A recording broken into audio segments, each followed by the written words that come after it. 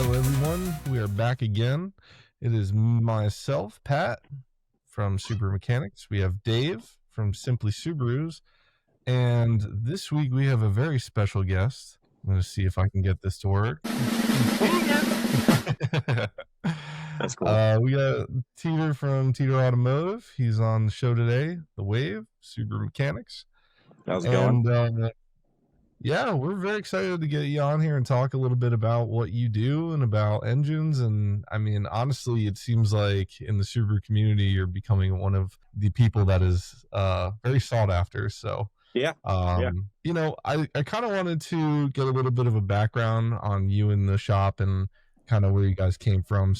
I don't know if you could just start off by kind of telling people a little bit about you and how your shop got started and a little bit of how you got into Subaru. Yeah. So pretty much I bought a Subaru about 10 years ago. As you know, they blow up a lot, so I blew it up a couple times.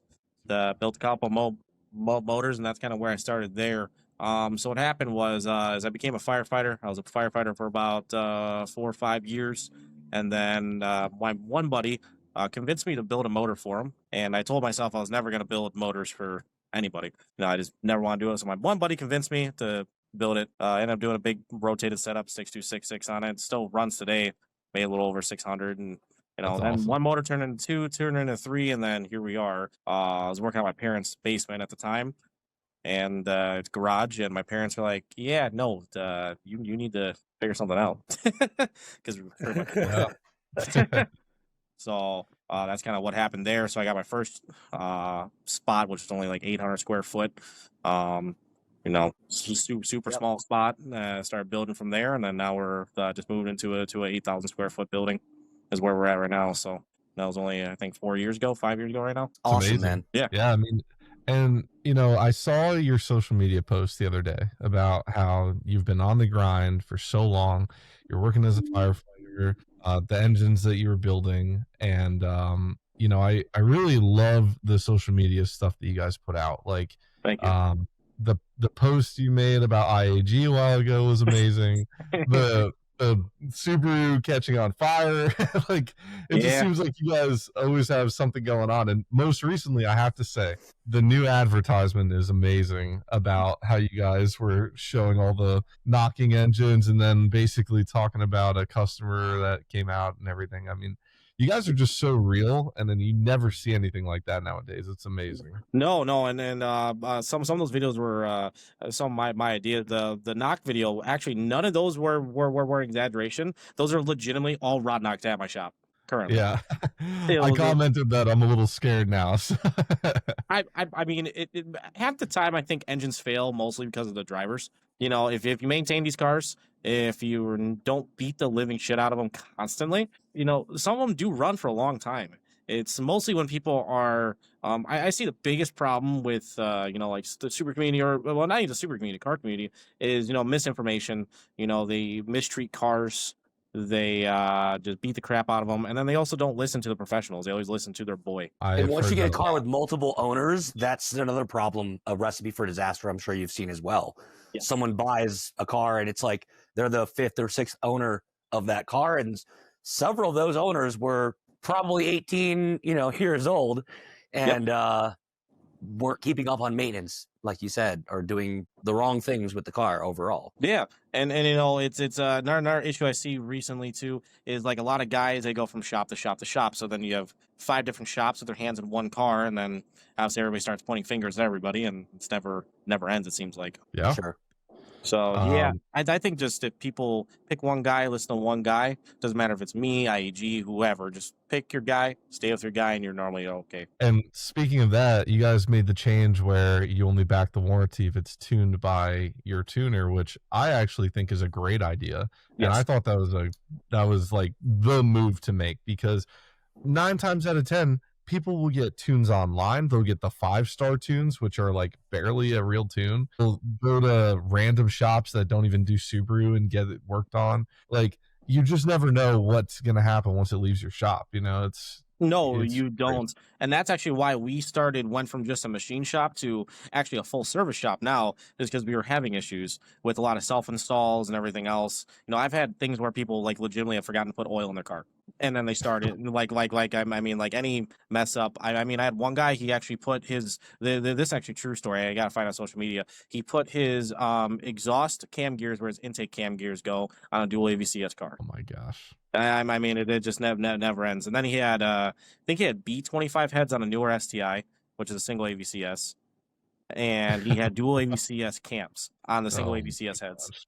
It was just the biggest shit show I've ever seen. Wow. Well, and something as simple as something we discussed earlier in another earlier episode, Pat, was AOSs, and I'm sure you've probably seen your handful of AOS installs that were done improperly. Yes. You know, someone buys something used from somebody and they install it. You know, their friend says they can. Again, they're famous, like you said, their famous friend can install it for cheaper, and they do, and then it gets towed into us because it's not running right, and we just because we deal with these all day long, we can look at them very quickly and kind of identify, well, that hose is not in the right place. Correct. You know? Yeah. No, it's it never ends. Honestly, it's crazy. We actually got a twin turbo GT350 in our shop right now with like things. The Helion kit is what we're doing right now. The Helion kit was installed by a different shop. And just it's a shit show. Let's just put it that way. You know, so, but it's just like, you know, and it's not like they did a bad job. It's just like you could tell more lack of experience, I guess, would be the proper term, I guess. Which, no, I'm not going to say anything bad about our shop, but I mean, they did a decent job. But I believe also he bought the car secondhand as well. So then you get issues with, you know, multiple owners and everything else. So who knows who touched what. So are you talking about a Mustang GT350? Yep.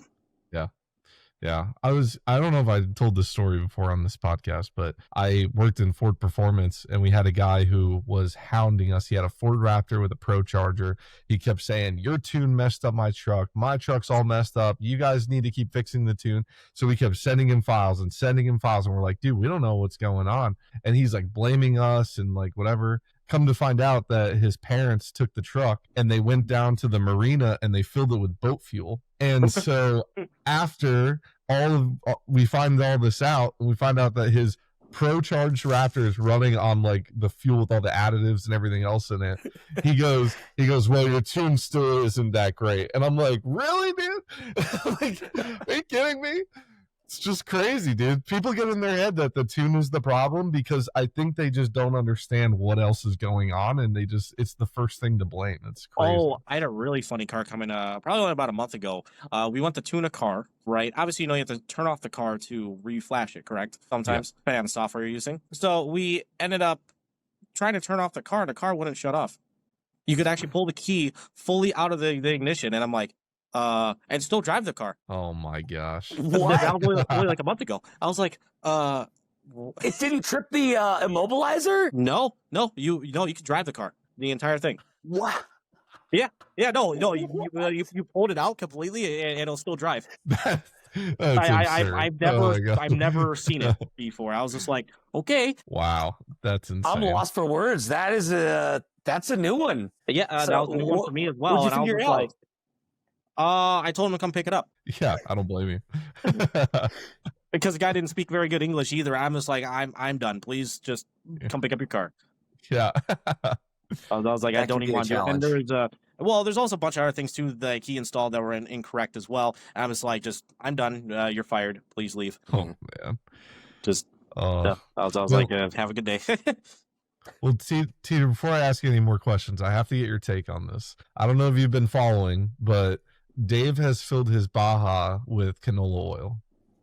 With what? And canola oil. So we're taking bets on how long it's going to run, and we have a contest going that whoever guesses the closest mileage to when it explodes basically is going to get a bunch of like sponsorship items, and like we're going to send them like t-shirts and everything else. Well, and it's up to 3,000 miles because we're going to change it at 3,000. We're not going to keep going indefinitely till it blows up. Some people like posted like 20,000 miles. I'm like, well, we're not going to do 20,000 miles. Yeah. How many miles you got on it right now? So far, I think we're right about, and we'll do actually an update here. Actually, I forgot. Actually, we got a little bit backed up today, but we'll do an update on Monday. I think we're right around the 200-mile mark, and I can confidently say there is no metal in the oil. We've checked it, believe it or not, we have not had to add any. We have conceded, but for lack of a better term, we've conceded that if it does consume some oil, we are going to, keep it topped up. We're not going to let it just run out of any kind of lubrication.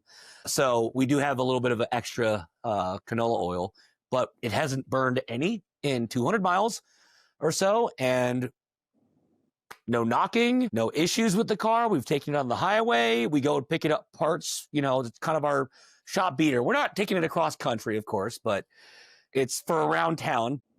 The most I think in any given trip it drives, let's say, for record, is probably about 50 miles, let's say, in a give and take. Yeah, I would say normally that lasts like 10 minutes, but that's why I said. I'm kind of surprised it even lasted that long, though, to be honest. Not just that, Trent. It has over 200,000 miles on it. That is also very impressive on a Subaru engine as well. Non-turbo. It is the single overhead 2.5 2003 Baja. And as for anyone that has gotten or has any kind of level of up or being upset because we're doing this to a beloved Subaru, is we've literally had a backup spare engine in our shed that's honestly, quite frankly, out back of our shop, and I've stubbed my toe on it enough times. And so that kind of also segued into this of like, well, we literally already have a backup engine for it. It costs us literally $500. So if and when this does, fail, we'll throw the backup engine in there. But we've already made our bet. We think it'll last 3,000. We're just going to call it as is. Yeah, I mean, if there's no metal in the oil or anything, I mean, I'm impressed that 200 miles. I don't know. I say 700. All right. And you know what? Canola oil is so cheap that if this worked, the oil change is like $15. Like the savings that this Baja is going to be making from here on out. It could. I mean, honestly, Dave, you should just keep running it if this goes well. So, well, I have, and we'll discuss this as we get closer. Let's say to the 3,000. If we get to that point, again, advocating that we have another engine already that I'm dying to just put in and get out of the way. We've heard other people put some really good suggestions of what we could run in there next. I've heard everything from what was it? Coconut oil, coconut butter, you name it. If it doesn't blow up in 3,000 or close to 3,000, maybe we'll have another discussion about what we run in it next. You still have oil pressure, like proper oil pressure and everything too on that car? If you have a gauge? That's actually an interesting question. We actually don't have a gauge on it. It's just a 2003 stock Outback, so we don't have. I think for shits and grins, no.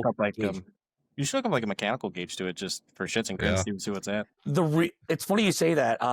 Might actually pick up one of those just cheaper Harbor Freight gauges this weekend and actually have to hook that up. You're right.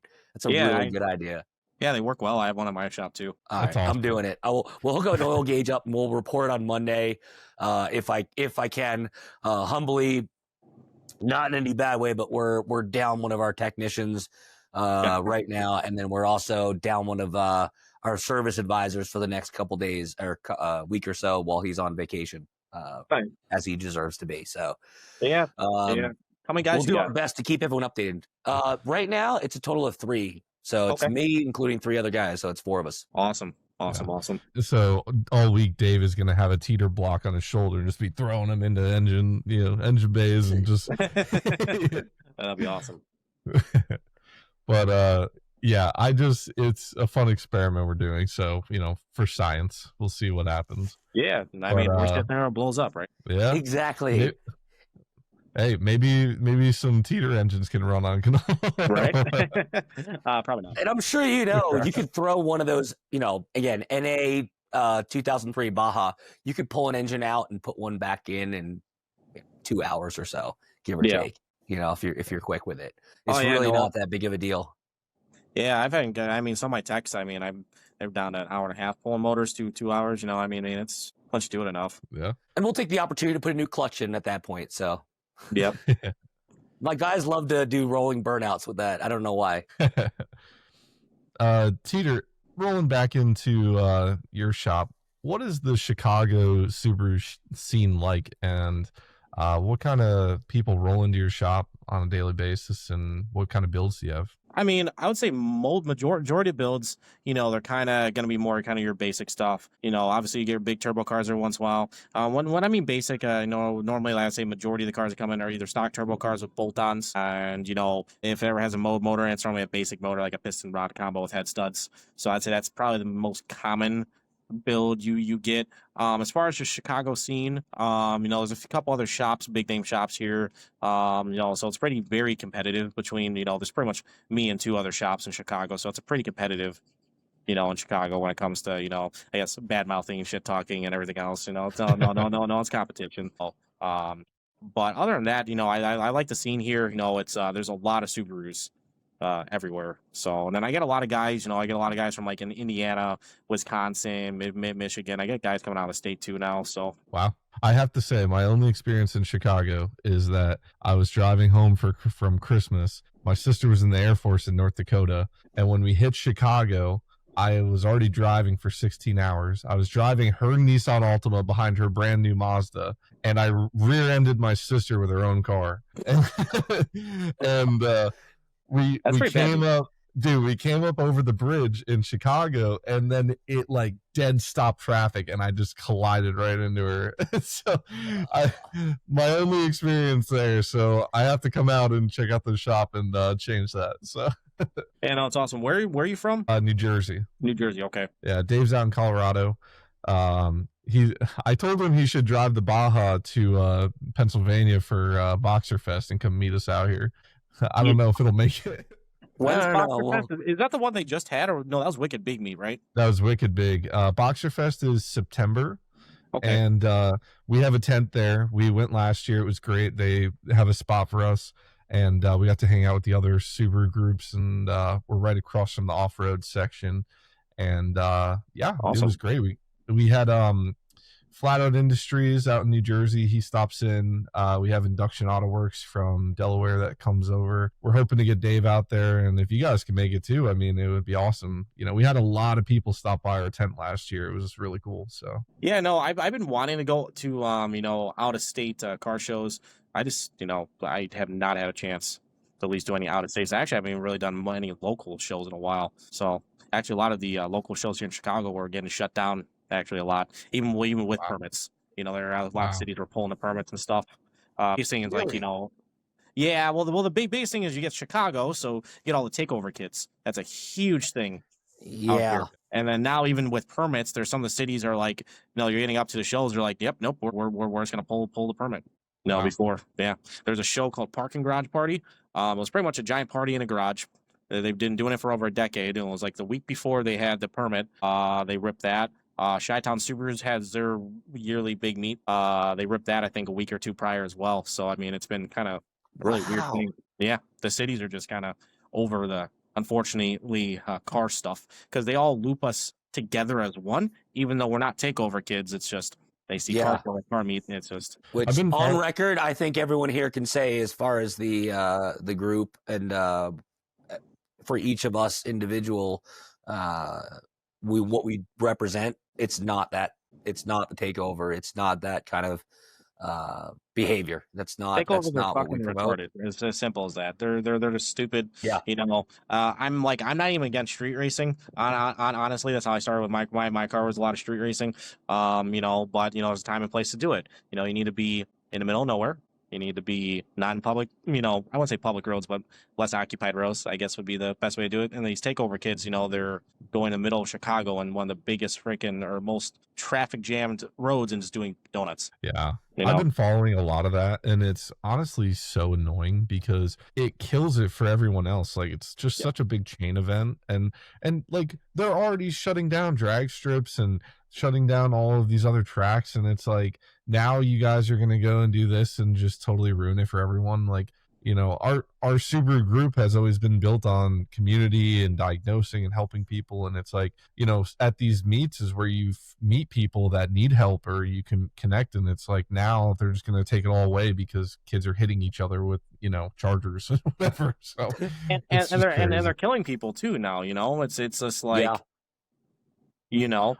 Yeah, I read a lot of comments and some videos that said that people will not go to those meets anymore because so many stray bullets and stuff have like flown by their head, and they're just like, that's it, I'm never going again. Yeah. And And then the yeah. Chicago car scene, I mean, at least in the city now, like I won't go to anything anymore. It's not worth my car or anything. I think it's safe to say the one thing that I've noticed as I've gotten back into or pushed to try to get back into that community aspect is fairly unequivocally, though, the Cars and Coffee, I think, formula or recipe seems to be really, really well put, because when you have an event that is staged between 7 and 10 o'clock in the morning, the kids don't show up. Well, yeah, you kind of don't have as much of that, those problem makers that are up at 7 or 10 o'clock in the morning. Because again, when it's 7 o'clock is the start of the meet to 10 o'clock, or 11 o'clock, you have to get there a little bit early to get a good spot, and line up with your friends. And so it's a consideration. Okay, now that you're getting there, instead of 7 a.m., you're getting there maybe 6:30, maybe a little bit earlier. How far does it take you to get there? Maybe a 30-minute drive. So now you're leaving at 6 in the morning. What time do you have to wake up to get showered and ready and get your stuff together? 5:30, and to be honest, I would be less upset with takeovers if they happened at 7 a.m. I feel like I'd be like, you know what? You guys ruined this intersection till 9. I got somewhere to be at 10. That's fine. Actually, that you're funny you say that, because that's actually ironic. That's when they'd have the most success to a point if they were smart. Is that early morning when no one's out to a point, if they really wanted to be pragmatic. But that brings me to one other question. I believe now I can't remember. I'm terrible, but we will be formally announcing right now, we'll be at the Diode Dynamics open house show coming up. I believe it's on August 9th. Pretty sure. Don't quote me on that. But are you guys close to Diode Dynamics by any chance? I feel like that's in your direction. What state? I've heard of them. Oh, I want to say it's right.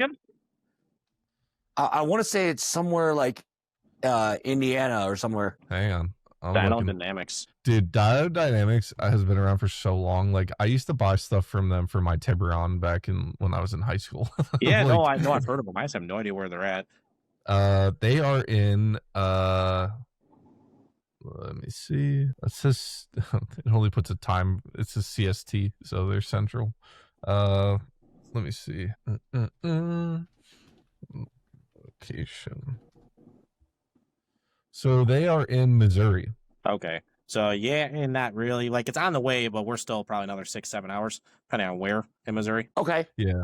Yeah, because we'll have to reach out to you closer to the time, because there's maybe a deviation that we could make, because the event that they're having is on Saturday, and so maybe we come out, a little bit further east and stop by and pay you guys a visit. That'd be cool. We'll have to talk about that on the back end. You also have to bring the Baja. That is a deal breaker.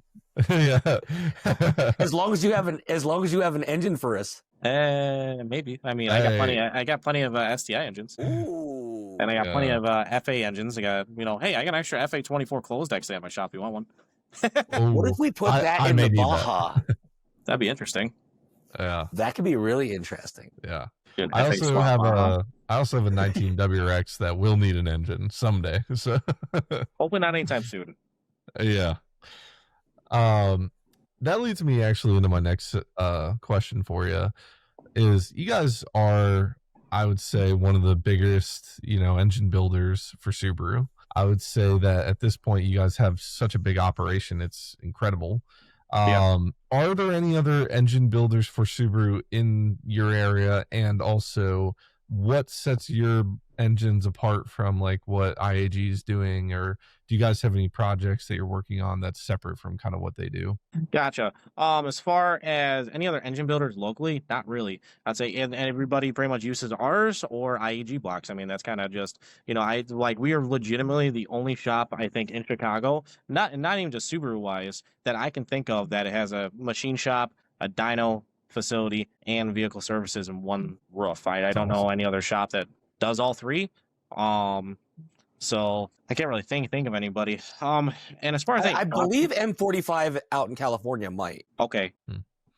I think that might be I'm pretty sure they're on that list. But again, you're right. Very small list. Small list, yeah, and it definitely adds a lot of complications for sure, just with hiring and training the right guys, because it's definitely a little bit more of a dynamic, if that makes sense.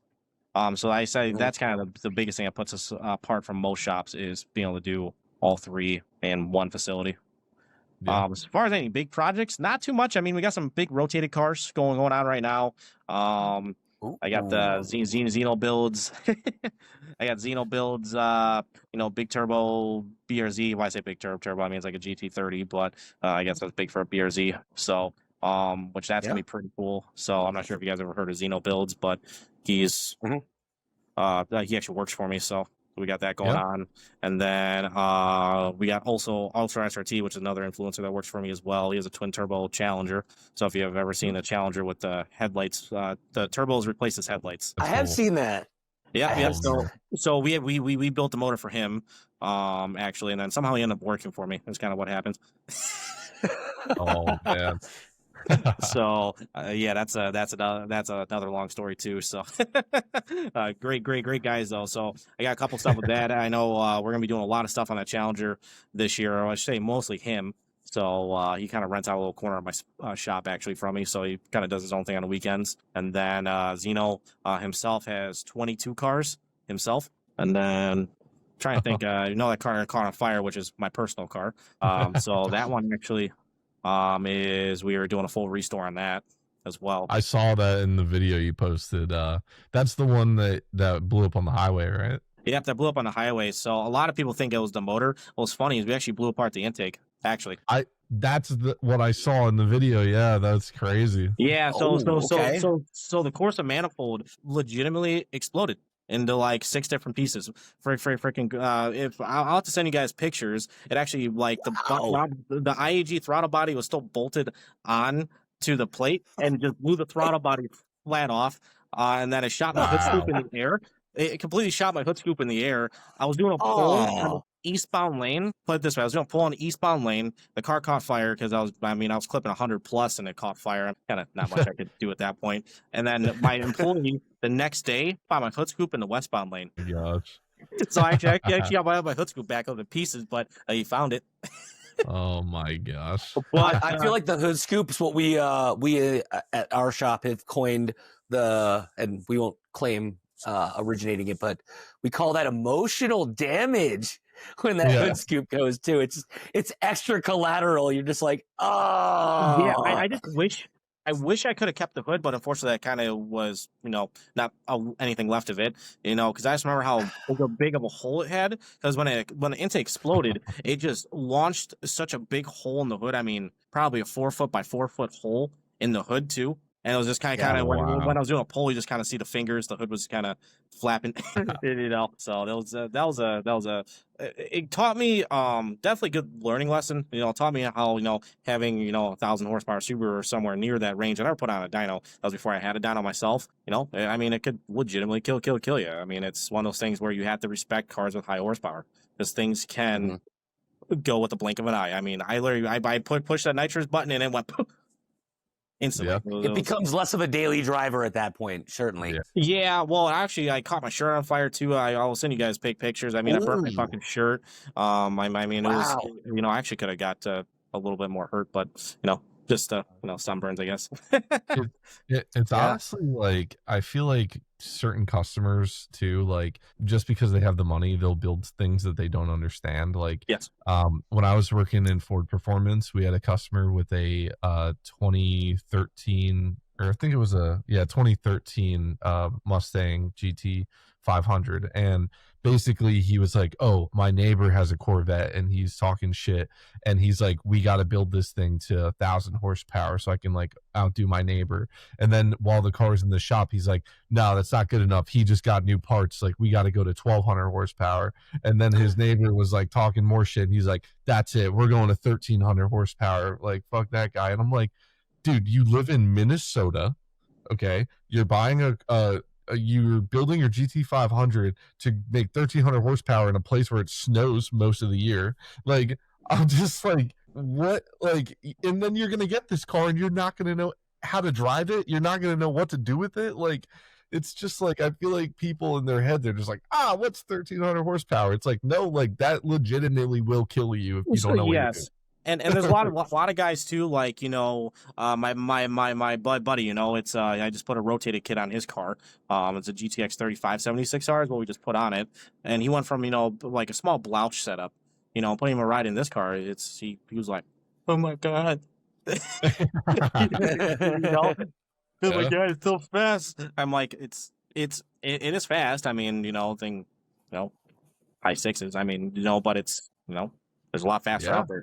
What's funny about him too, you know, I love the guy, but, you know, he's like, you think I could beat an Audi R8? I'm like, probably not. I don't mean to correct you, but humbly, I learned this not long ago, but a couple years ago. But it's actually block turbos. Block? They're block, like BLOCK. That's how it's pronounced in American, so to speak.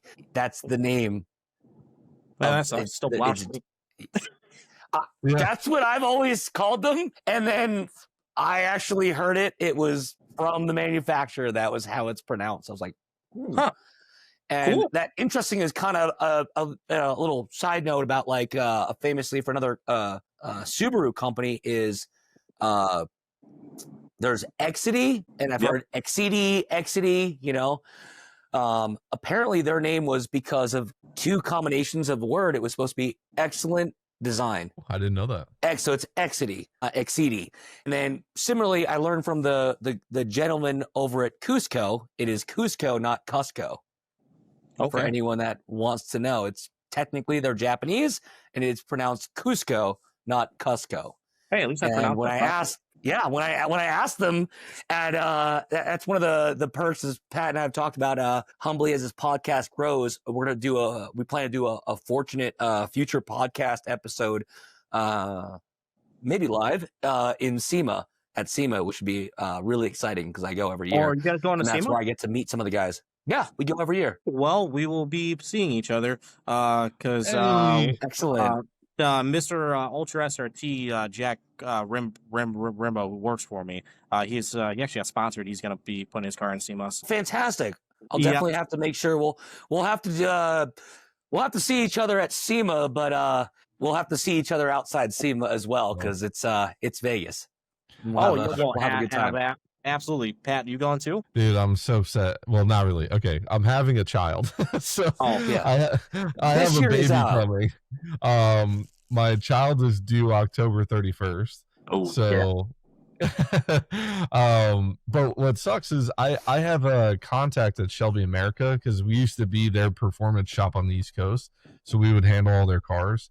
And so last time I went to Vegas for when we were young, the concert festival, I got a private tour of Shelby America, and I got to go in and see how they do everything and the car builds. And so next time I go out, I want to go back and meet up with them. So I do want to come back out. I really want to go to SEMA. I missed it last year, but I was there when it was happening. I was at the concert next door. So now I'm like, I really want to go. So I'll be right back. My phone's about to die. I'll be right back. Yep, no problem. So Dave, we'll have to make this happen, dude. Yes. After the newborn and everything gets kind of settled, I feel like there's a very good probability for next year SEMA, not this upcoming SEMA, that you get to come out and we'll have a great time. We'll get kind of the gang, as they say, together. I'm sure there's going to be multiple other people out there. I'd be excited to see if we can drag Company 23 out there maybe too. That'd be really, really exciting. And hey, just go out and have a good time because for anyone who doesn't know, SEMA is very much a work event, but you are entitled to still enjoying the fruits of the labors of being in Las Vegas for a week and hanging out with some people that are not local to you and you only get to see several times a year. So it's really it's really a special kind of thing, and that's why we've continued to go back. It's a win-win. You know, we get to meet a bunch of new vendors and talk to a bunch of new suppliers and things like that, and see a bunch of new technology, things that are coming out. But at the same time, we also get to hang out with old friends as well, and that's, I think, equally important. Yeah, no, I agree. And I'm also hoping to see Company 23 soon. I have to tell you, I reached out to Mark today. We were talking a little bit, and I told Mark I wanted him to make me a Company 23 fishing pole. He told me he was going to try to put something together, but that would be amazing. Well, I told him, I said, dude, there's no Subaru fishing poles. Like, Subaru's known for, like, you know, adventure and everything. I'm like, we gotta fix this. So he told me to throw some line on a sway bar. I thought that was funny. So, as long as it's white line. Yeah. You gotta have a 22 millimeter sway bar. Come on, man. Make it a good girthy guy. Yeah, for real. I was like, you know what? Maybe I could like get a hood strut and attach that to something and like, you know, make it work. But it's too much. Yeah. So, Teter. Yeah. So with the tuning aspect, do you guys, you have the dyno, so you're running the numbers on what you have, but your tuner is not local, right? No, he is actually. So that's one thing I love about him. He's about an hour from my shop, but I mean, he's part of the team now. So what is the tuner that you have? I think he tuned my car. I'm not sure. Clint Sommerfeld. You know what? I've heard the name now.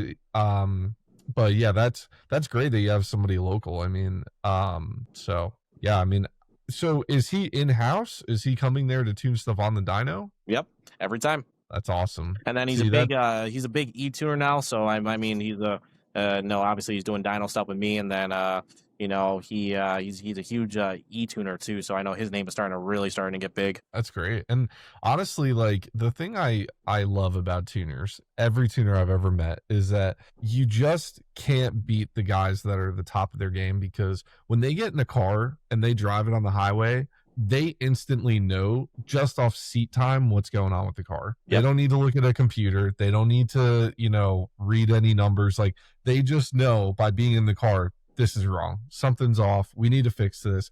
And so the fact that you're sticking with one guy for all of your engines is amazing, because you are going to have somebody with the most seat time with your engines, that when you back the warranty, it's going to be like a true warranty that, you know, if something goes wrong, it's, you know, something else, you know? Yeah, no, I mean, and then I know there's no pointing fingers. Everything's done by Teter. It's done by our in-house. So if something breaks, I mean, then we don't have a choice. And I mean, if something breaks, I mean, I would want to fix it at that point too. Yeah. No, I agree. Yeah, I think it's great. And, you know, is there anything with your engines that you have to tune specifically for? Is it like the higher horsepower engines require anything special, or? Honestly, that'll be more of a question for Clint. He knows a lot more about the tuning side of it than I do. As far as anything special, not really. I just know he always said he doesn't have to touch the knock sensor as much because our engines are notoriously more quiet. That's one thing he has always mentioned. Which maybe just because of how we do our clearances versus some other companies. But I mean, anything special, not really. From a standpoint, do you what is your opinion on the whole like green speed initiative as far as Cobb moving forward, as far as implementing a, for better for worse, you know, let's call it EPA compliant, you know? I understand I understand Cobb's perspective, but it really sucks because like someone like me, where my cars are, you know, registered and where I was living at the time, you know, we don't have emissions, you know, and then like, you know, I was in the process of, you know, tuning my car with Cobb software, and then they shut down the entire software, and I was just like, kind of stuck here at the moment. You know, so it's one of those things where I understand from their perspective. Do I agree with it? Yes. Do I also disagree with it? Also, yes. It's just, you know, I think it should be a little more lax versus how strict they are, which obviously that's up to opinion based versus, you know, I guess factual evidence. But, you know, I think if you can prove that you don't have emissions, then it shouldn't matter at the end of the day. You don't have emissions. And I think to the Cobb's credit, there in one level there is it's a fight that they ultimately, I feel like they probably deduced they would have lost, you know, when it came to trying to fight the EPA on well, yeah, we're going to have this, but unfortunately, and you can appreciate there was, as with anything, there was a rampant, rampant maybe a misuse, but there's of terms, but there was a very wide use case of misuse in emissions compliance places. And I think ultimately what Cobb has transparently publicized and said out in public, and the amount of effectively fines that they've had to pay, and they've had to take a choice. It's like, well, we pay again, just round number brass tacks. I don't have the numbers in front of me, but let's say we pay $1 million right now, or do we pay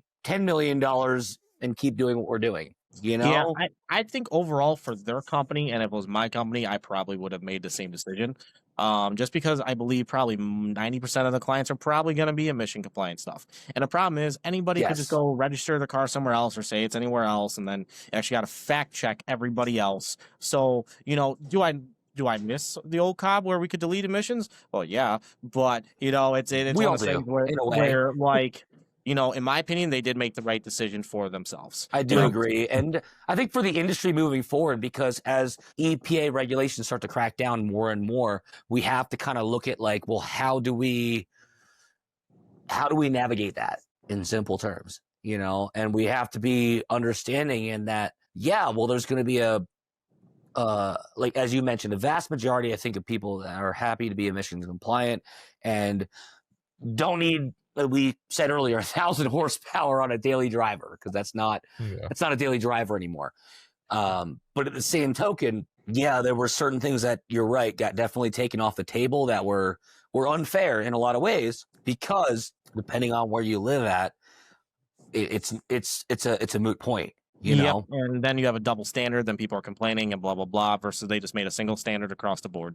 You know, and they definitely made the right decision for themselves. And they're also not the only ones affected. I know from working in Ford, the SCTX4s have been affected as well. I mean, SCT is no longer supporting a lot of emissions things, and they're following Cobb in suit. So, you know, they have teamed up now with, I think it's Bully Dog is their tuner company.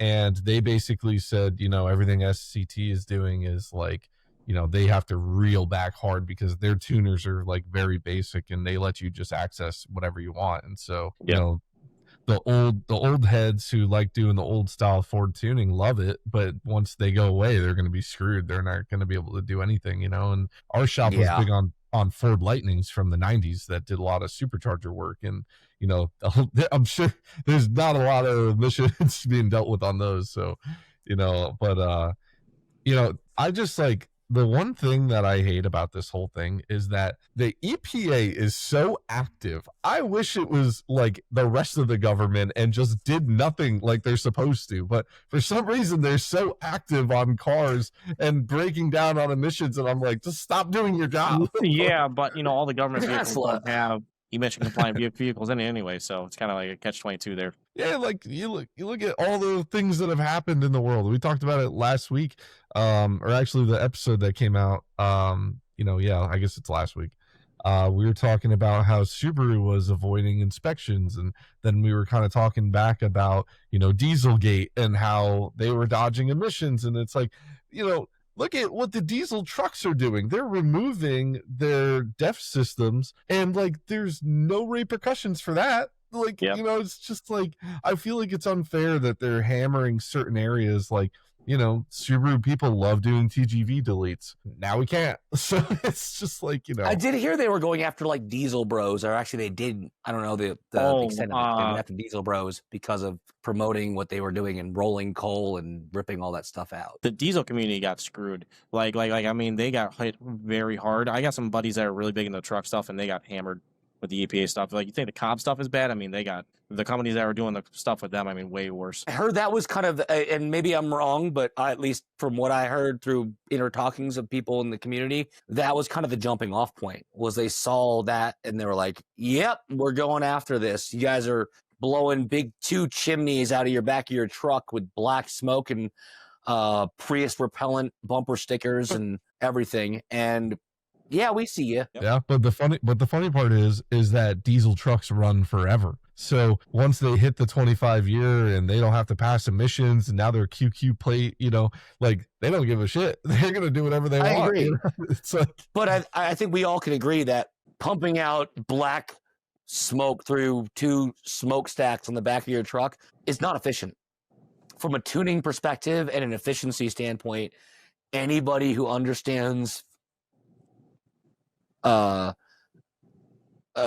efficiency and performance knows that rolling coal, as they say, is actually money left on the table. It's a car that's not performing optimally. It's kind of similar to and it looks cool, the 2-step and the, shooting fireballs. And that can happen sometimes in certain occasions, even with the perfect air fuel mixture. But more oftentimes than not, guys are paying tuners to basically just throw a bunch of fuel at the car, or the engine rather, to do these things.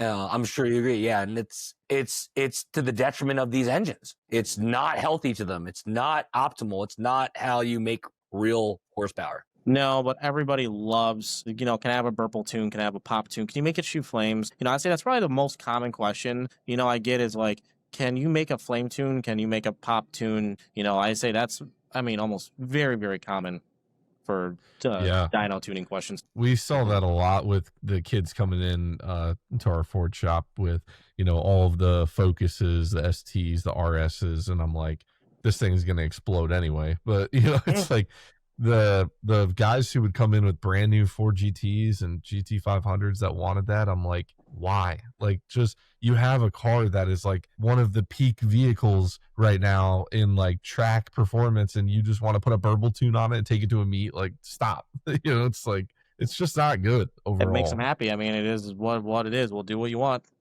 That's true. At the end of the day, like, if you take care of them and you give them what they want and it blows up, well, you warned them. So yeah, we warn them, but they still point fingers when it blows up. It's kind of funny. That's the annoying part. 100%. It's like, oh man. Oh yeah, no, and there's definitely a lot of scam artists in the car community too. It's you get the other side of the car community that's pretty negative, unfortunately. So it is what it is. Yeah, we've been lucky. Not only do we own Super Mechanics, but we own Super Rare Parts. And I started that because of the Naziok group that was for rare parts that I always loved, like ripping through, back in the day, just looking for like, the old parts for, older Subarus. But, thankfully we haven't had any issues with that, but I was very hesitant to allowing part sales. That's why we don't allow it in the main group, because it's just like, all these people are constantly ripping people off, and like, it's just such a pain. But oh yeah, no, I've heard some horror stories, and there's actually been a lot of Facebook posts on the other super groups recently of getting screwed over. I've been seeing some stuff too, which is unfortunate, but I guess you take the gamble trying to buy cheaper stuff on Marketplace. Yeah, that's very true. And again, like the downside is like, it's really not that much more expensive to go to somebody like you and buy a solid, well-built engine versus going and getting something from a junkyard or off of Marketplace. And, at the end of the day, you're going to end up spending probably the same amount of money anyway. So it's just crazy. Oh yeah. Actually, funny story. I had one kid that, decided to bring me a Subaru for a dyno tune. He had another, I think just like a mom and pop shop install, used the EJ20X in his newer STI, his 2020 STI. I actually ended up buying the car from him because he couldn't afford to fix it. So that's another story. But, it came in for a dyno tune, and I get the first thing I do, the car is idling a little weird. I was like, whatever. Get up in the air, oil pan is smashed. Like someone like jacked it up with a jack, completely smashed. The O2 sensor was broken. And then he was like, hey, I only have 100 miles on the engine. I'm like, okay, you only put 100 miles on it. I'm like, okay. So then I drained the oil, and it's like sludgy black. Oh, and I was like, wait, you only have 100 miles on it? I was like, you sure? He's like, yeah. So I actually think what happened is they never drained it over in Japan, shipped it over here, and the shop that put it in never drained the oil. They just put it in, and away you go. And so we finished up the dyno tune. The thing ran perfect. 2 weeks later, the motor was done. Wow. And he spent all the money with us, spent all the money with the other shop to try to do it a little cheaper. And, it's funny. I looked up the bills and everything else he paid for, and dyno tuning and paying us to fix it, everything else too. He probably wouldn't have been much more expensive. He just had to just stopped with us. That's what I'm saying. It's like when you're gonna spend the money to put an engine in, and like, why would you cut the corners? Because the most expensive way to do anything is twice. So it's like, it just doesn't make any sense. I wanted to talk to you a little bit about your warehouse situation.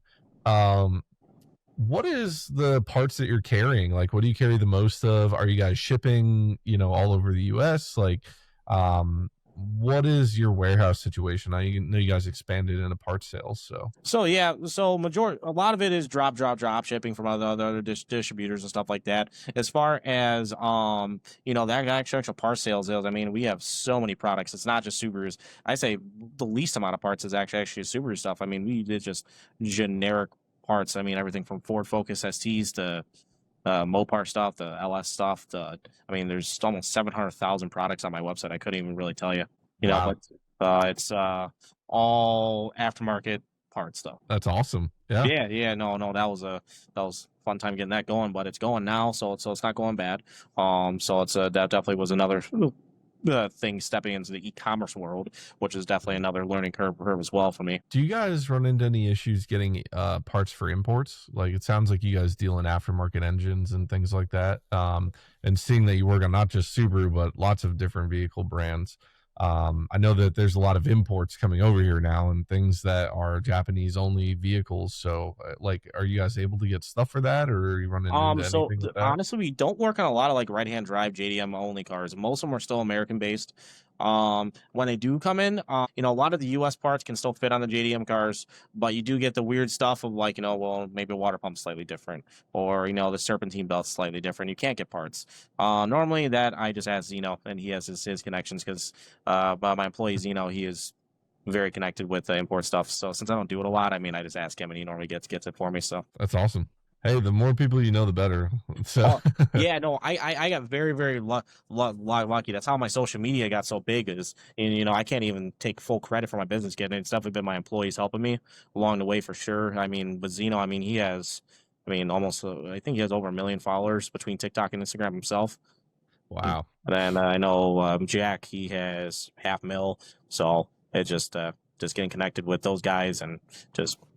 Connections is key in business for sure. Yeah. And we appreciate you sponsoring with us and sticking with us all this time. You've been absolutely amazing to work with, and like, it's been great to see your company grow. Even from the first time that we talked and you just told me that you were doing engine builds and where you kind of started from. And I think the best part about this whole thing is that the companies that have stuck with us and have helped the group grow, we get to see them grow and we get to see where you guys kind of land. So, your production has just grown tenfold since we first met, and I think it's awesome. So. Well, yeah, I started with, I think, when I met you, which what were we talking, 2 years now, 3 years? I think it's been 3.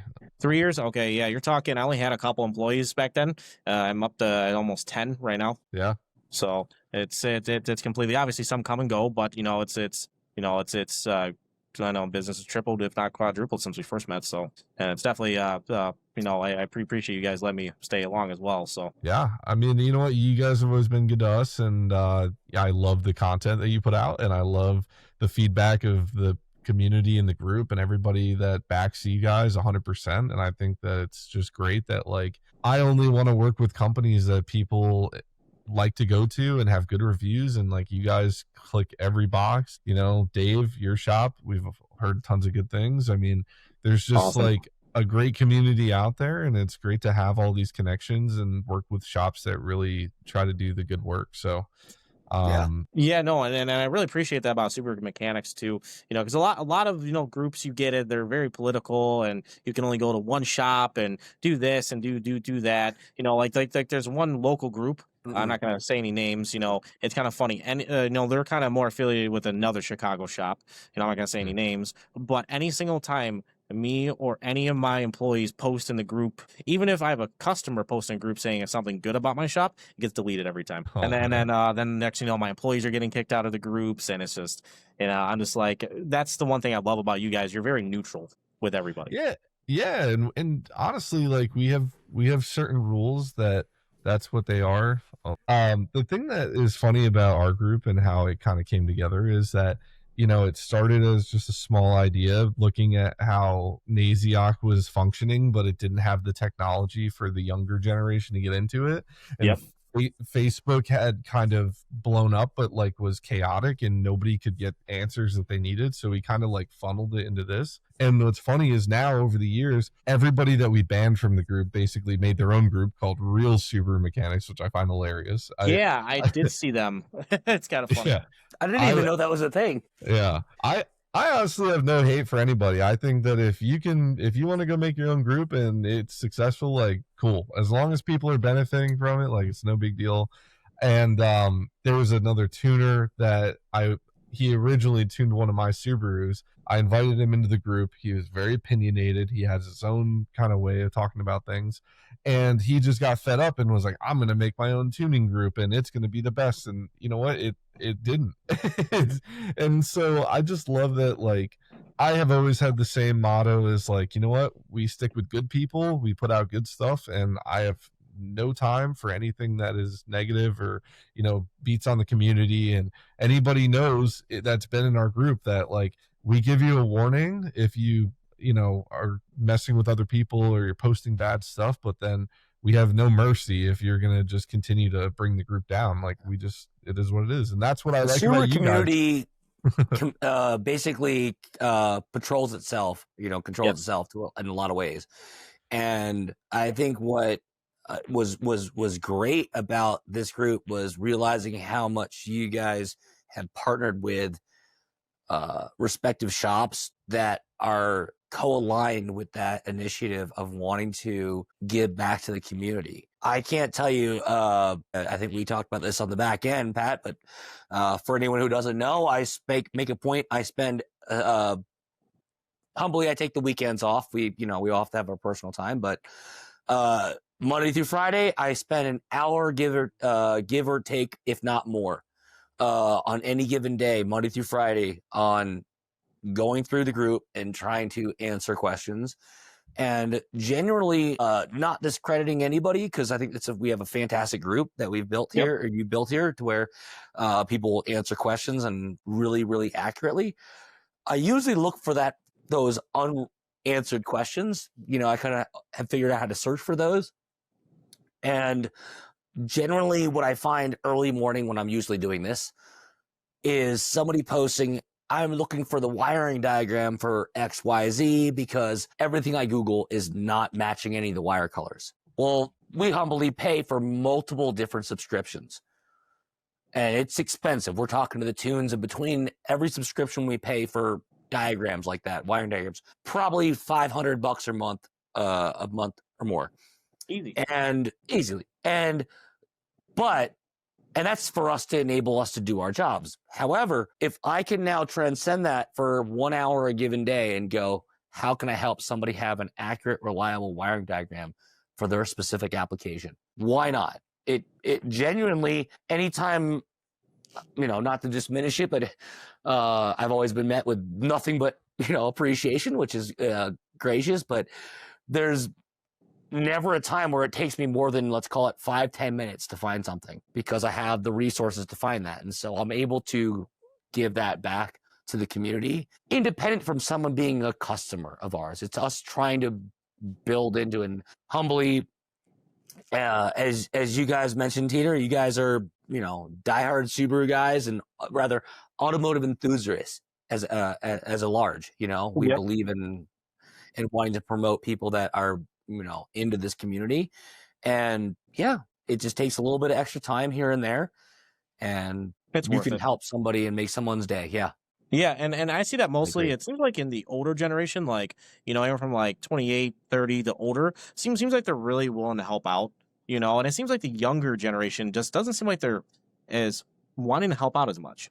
I'm not sure why, but I don't know if you guys have seen that, but this seems like the younger generation are all the shit talkers and drama starters, and the older guys are always willing to help out. You know, it's, you know, everybody has to start somewhere, right? You know, it's like the first motor I built, I think, lasted me 45 minutes of driving.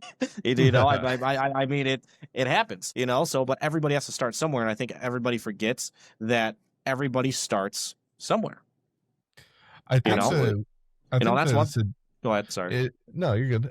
It's interesting to see a generation of kids that are growing up that have ChatGPT and have like basically every answer at their fingertips. But the problem is that they don't understand the value of the guys who have been through this and the guys who have been working on these cars for a long time and the guys who know the little things. And, the internet can't just spit out every answer that you ever need, and it's like, that's why YouTube and mechanics who make videos on there are so popular and why they have so many followers, is because they take you step by step and they explain their process instead of just, hey, I have this problem, fix it. It's like, you might as well go to AutoZone and get a code scan. It's like, it's just, it's unfortunate that is the way things are. But you know what? We ask that people give more than they take from the group. We want people to give back and kind of give that take. And the one thing that I can say, Teter, is I've heard nothing but good things about your shop, and people have really liked the feedback and the posts that you make. So, awesome. That's awesome to hear. But yeah, I know that it's getting a little dark there for you. So, yeah. I would say this is a good place to end it. I just want to give you a chance. Can we help? Can we help Teter over there? I mean, I can smile. I'm not sure if that'll help, but.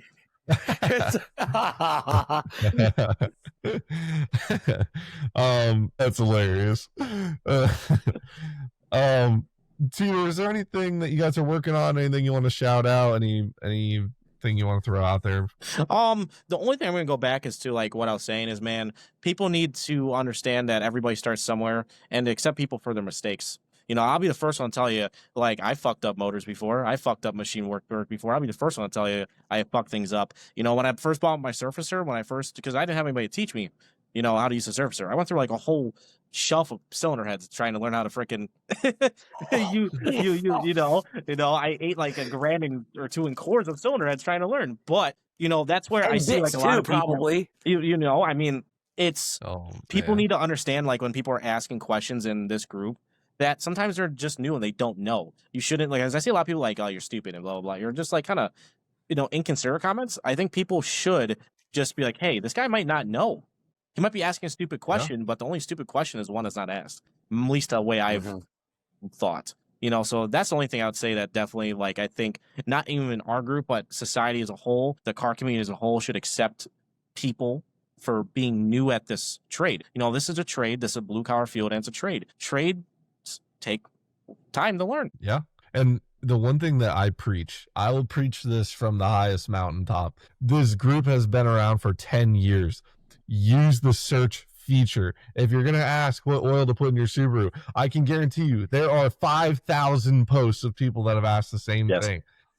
If your parking lights won't go off on an older Subaru, it's right there in your steering column. It's a reason why you cleaned your car and now your parking lights are stuck on. Yeah.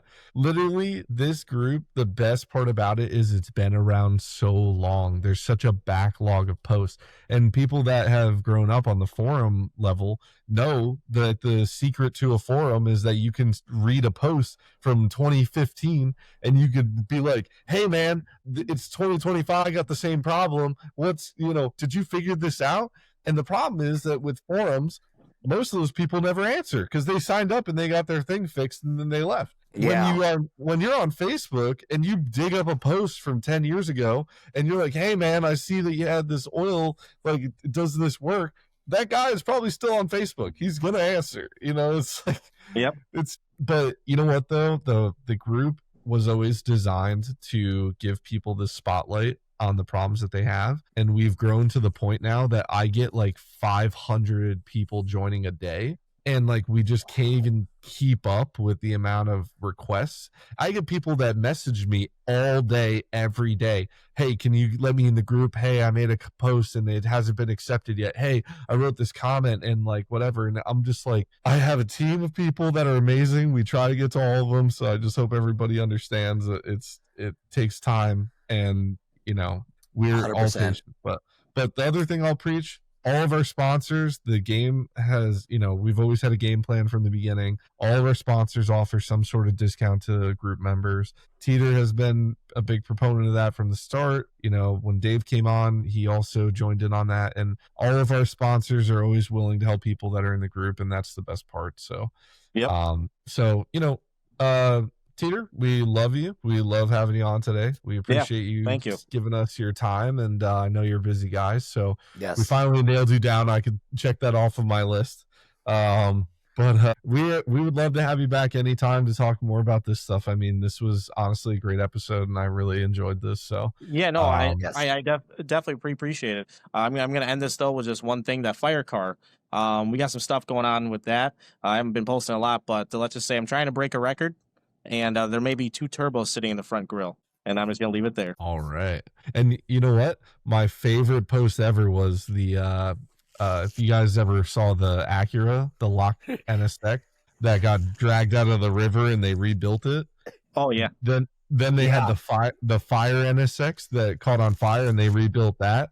I'm a big fan of rebuilding cars that are just destroyed to nothing. So I am all in. I'm going to be watching this. So yep. Well, probably be a few months, but I have a goal. So we'll see if that thing ever, if I get that goal though. Awesome. Yeah, we'll definitely be keeping an eye out for that. And yeah, we appreciate you and you're giving us your time. Absolutely. Thank you again, guys. Anytime. Hey, take care. Yep. See you guys. Yeah.